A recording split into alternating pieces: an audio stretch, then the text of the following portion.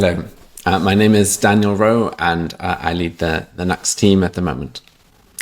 I'd like to talk about fontaine, or how to reduce cumulative layout shift if you're using custom web fonts in Nuxt.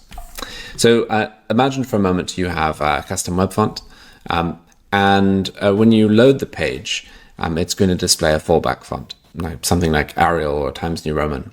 And then when that web font comes in, it's going to shift everything as the font updates.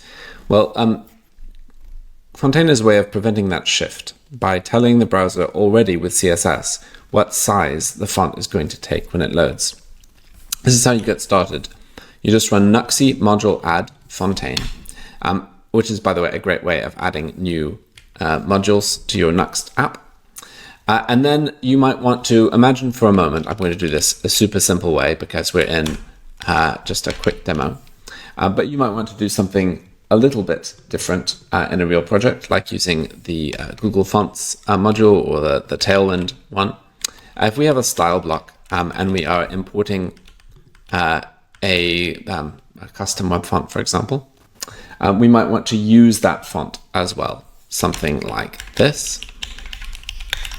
And now fontaine is going to be able to tell that this exists, and it's going to be able to pull in some of this information. I'm just going to grab the actual font faces rather than pull them in remotely.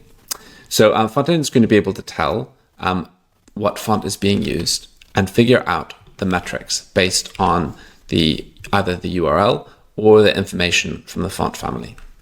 So if we were to run our Nuxt app like this,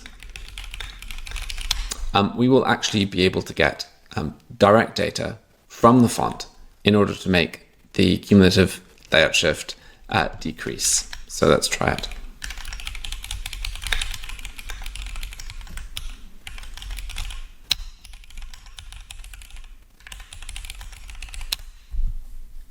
Boom.